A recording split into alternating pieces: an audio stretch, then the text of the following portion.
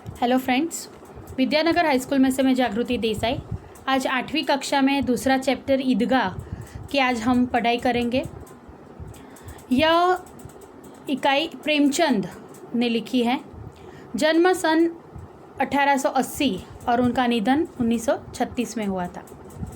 उपन्यास सम्राट प्रेमचंद का जन्म वाराणसी के पास लम्ही नामक गांव में हुआ था। उनका बचपन का नाम धनपत राय था। आरंभ में वे नवाब राय उपनाम से उर्दू में लिखते थे, बाद में प्रेमचंद के नाम से हिंदी में लिखने लगे। मैट्रिक उत्तीर्ण होते ही अध्यापक बने, किंतु गांधी जी के असहयोग आंदोलन में सक्रिय होने के लिए उन्होंने सरकारी नौकरी को त्याग दिया। गोदान प्रेमचंद का सर्वश्रेष्ठ उपन्यास है। उनकी कहानियां मानसरोवर भाग 1 से 8 में संकलित है। साहित्य में प्रगतिवाद चेतना के उजागर करने के लिए जागरण तथा हंस पत्रिकाओं का संपादन किया था। प्रेमचंद की भाषा बोलचाल के निकट है। यह ईदगाह प्रेमचंद की अमर कहानी है, जिनमें बालक हामिद ईदगाह के समय में अपने ही उम्र के बच्चों के साथ जब ईदगाह जाता है और सब बच्चे खिलौने मिठाई खरीदते हैं, तब वह अपनी दादी के लिए चिमटा खरीदता है। और यह सब बड़े ही भाववाही तरीके से इस इकाई में लिखा हुआ है। आगे हम ये पढ़ते हुए ये समझते जाएंगे। रमज़ान के पूरे 30 दिनों रोज़ों के बाद आज ईद आई है। कितना मनोहर, कितना सुहावना प्रभात है। आज का सूर्य देखो कितना प्यारा, कितना शीतल है, मानो संसार को ईद की बधाई दे रहा है। गांव में कितनी हलचल है। ईदगाह जाने की तैयारियां हो रही है। किसी के कुर्ते में बटन नहीं है, पड़ोस में घर सुई धागा लेने दौड़ा जा रहा है। रमज़ान पूरा 30 દિવસ પછી આવી છે। રમઝાનની ઈદ માટે મુસ્લિમોને જેમ આપણે હિન્દુઓમાં દિવાળીનું મહત્ત્વ હોય તે પ્રમાણે તેમનામાં રમઝાનનું મહત્ત્વ છે। આપણને પણ બેસતા વર્ષની સવાર બહુ મનોહર લાગે છે, ભલે રોજ જેવી જ હોય। તેમ આજે રમઝાન પછીની ઈદનો દિવસ છે। સવાર એકદમ સુહાવનું, સુપ્રભાત, એકદમ સુંદર લાગી રહી છે। અને આજે ગામની અંદર પણ તૈયારીઓ થઈ રહી છે। ત્યાં મસ્જિદમાં જવા માટે, ઈદગાહ જવા માટે કોઈના જબ્બાની અંદર બટન નથી, પડોશમાં સુઈ ધાગા એટલે કે સોય દોરો લેવા દોડી રહ્યા છે। તો બધા ભાગમ ભાગ આજે કે ભાઈ નવા કપડાં પહેરવા છે, સરસ तैयार થવું છે। किसी के जूते कड़े हो गए हैं, उनमें तेल डालने के लिए तेली के पास भागा जा रहा है। जल्दी जल्दी बेलों को सानी पानी दे। ईदगाह से लौटते लौटते तो दोपहर हो जाएगी। 3 कोस का पैदल रास्ता, फिर सैकड़ों आदमियों से मिलना भेंटना। दोपहर के लिए लौटना असंभव है।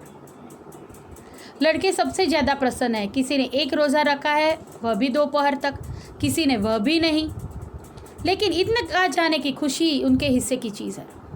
रोज़े बड़े बूढ़ों के लिए होंगे, इनके लिए तो ईद है।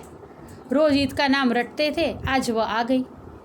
अब जल्दी पड़ी है कि लोग ईदगाह क्यों नहीं चलते। उनकी अपनी जेबों में कुबेर का धन भरा हुआ है। बार बार जेब में से अपना खजाना निकाल कर गिनते हैं और खुश होकर फिर रख देते हैं। महमूद गिनता है 1, 2, 10, 12। उसके पास 12 पैसे हैं। मोहसिन के पास 1, 2, 8, 9, 15 पैसे हैं। इन्हीं अनगिनत पैसों से अनगिनत चीज़ें लाएंगे। खिलौना, मिठाइयाँ, गेंद और जाने क्या क्या। और सबसे ज़्यादा पसंद है हामिद, गरीब सूरत दुबला पतला लड़का जिसका बाप गत वर्ष हैजे की भेंट हो गया। फिर एक दिन माँ भी मर गई। अब हामिद अपनी बूढ़ी दादी अमीना की गोद में है और उतना ही प्रसन्न है। આજે ગામની અંદર બધા ઈદગાહ જવા માટેની તૈયારી કરી રહ્યા છે। બધાએ પોતાના પ્રાણીઓને ઘાસચારો નાખી દીધો છે, કારણ કે 3 કોસનો રસ્તો છે। મિત્રો, ઈદગાહ જવા માટે ખૂબ લાંબો રસ્તો છે। એ સમય દરમિયાનની આ વાત છે કે જે સમયે વાહન વ્યવહાર માટે કોઈ સાધનો ન હતા।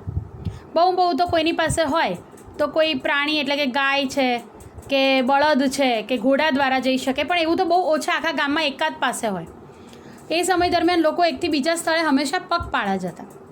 એટલે કે આટલો લાંબો માર્ગ છે અને પગપાળા જવાનું છે। અને એ બધામાં જ બાળકો સૌથી વધારે પ્રસન્ન હતા। એ લોકો માટે આ રોઝા તો 1 દિવસ માટે રાખ્યા હતા કે કોઈએ નહોતા પણ રાખ્યા। એ લોકોના ખિસ્સામાં આજે આખા કુબેરનો ભંડાર ઠલવાયેલો હતો. કોઈની પાસે 15 પૈસા છે, કોઈની પાસે 12 પૈસા છે. એ વખતની વાત છે કે જાણે રૂપિયો પૈડા જેવો ગણાતો હતો. 1 રૂપિયાની અંદર તો લોકોના મહિનાનું કરિયાણું આવી જાય. આ એ સમયની વાત છે. એટલે કે અને એ વખતે હામિદ એકદમ દુબળો પતલો બિચારો, દેખાવથી જ ગરીબ, સુરત ધરાવતો. એના માતા પિતા મૃત્યુ પામેલા હતા. તે તેની દાદી સાથે રહેતો હતો. તેની પાસે નહોતો આટલો ખજાનો, છતાં પણ તે ખૂબ પ્રસન્ન હતો. हामिद के पाँव में जूते नहीं हैं, सिर पर पुरानी टोपी है जिसका गोटा काला पड़ गया, फिर भी वह प्रसन्न है. अभागिन अमीना अपनी कोठरी में बैठी रो रही है. आज ईद का दिन और उसके घर में एक दाना नहीं. इस अंधकार और निराशा में वह डूबी जा रही है. किसने बुलाया इस निगूढ़ ईद को? બધાની પાસે તહેવારની ખુશી છે, પણ ખુશી ક્યારે હોય છે?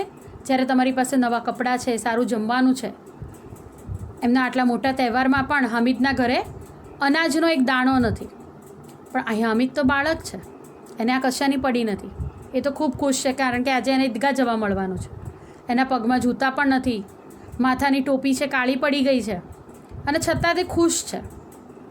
એની દાદી ખૂબ ચિંતામાં છે કે આ ઈદ શા માટે આવી, કે આ તહેવાર આવ્યો અને મારા ઘરમાં તો અનાજનો એક દાણો નથી. મીઠાઈની વાત તો બહુ દૂર રહી.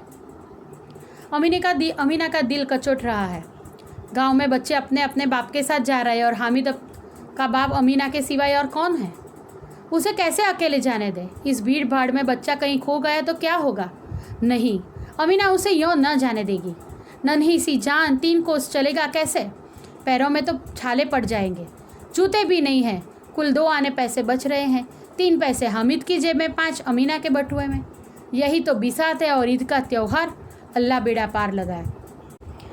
મિત્રો, અમીના દુઃખી છે, કારણ કે આટલો નાનો બાળક અને આટલો લાંબો રસ્તો, પગમાં ચંપલ નથી. અમીના કોના ભરોસે તેને મોકલે? કેટલું નાનું બાળક છે, એના પગમાં તો છાલા પડી જશે. કુલ 5 તો પૈસા છે. 5 પૈસા અમીના પાસે છે અને 3 પૈસા હામિદ પાસે છે. અને આ તો વિસાત છે, તો આટલો મોટો તહેવાર કેવી રીતે નીકળશે? हामिद भीतर जाकर दादी से कहता है कि तुम डरना नहीं अम्मा, मैं सबसे पहले आऊँगा. गांव से मिला चला और बच्चों के साथ हामिद भी जा रहा था. कभी दौड़कर आगे निकल जाता, फिर किसी पेड़ के नीचे खड़े होकर साथ वालों का इंतज़ार करता. हामिद के पैरों में जैसे पर लग गए. वह कभी थक सकता था. हामिदे તેની દાદીને કહી દીધું કે ભાઈ હું તો જઈશ દાદી. આખા ગામમાંથી જાણે મેળો નીકળતો હોય તે રીતે બધા લોકો નીકળ્યા. બધા બાળકોની સાથે હામિદ દોડતો દોડતો આગળ પહોંચી જાય. પાછો આગળ પહોંચી જાય એટલે કોઈ છાંયડામાં ઊભા રહે ઝાડ નીચે અને બધા લોકોનો રાહ જોવે. અને આ ઉત્સવમાં એ કદી થાકી શકે એમ હતો નહીં. बड़ी बड़ी इमारतें लगी. यह अदालत है, यह कॉलेज है, यह कलाघर है, आगे चले. हलवाइयों की दुकानें शुरू हुई. आज खूब सजी हुई थी. इतनी मिठाइयाँ कौन खाता है? देखो ना, एक एक दुकान पर मनो होगी. मोटी मोटी इमारतों શરૂ થઈ. અદાલત આવી, કોલેજ આવી, કલાઘર, આગળ મીઠાઈવાળાની દુકાનો શરૂ થઈ. ખૂબ સજાવેલી દુકાનો હતી. કેટલી બધી મીઠાઈઓ, કોણ ખાતું હશે આટલું બધું? હામિદ માટે તો બધું નવાઈ ભર્યું હતું. એને કે એટલું મળતું નહોતું કંઈ, ખૂબ ગરીબ હતો. એટલે આ બધું જોઈને એને નવાઈ લાગતી હતી, નવીનતા લાગતી હતી. અને એ જોતાં એ લોકો આગળ વધી રહ્યા હતા. મિત્રો, હવે આના પછીનો પાઠ આપણે આગળ નેક્સ્ટ વિડીયોમાં જોઈશું. આભાર.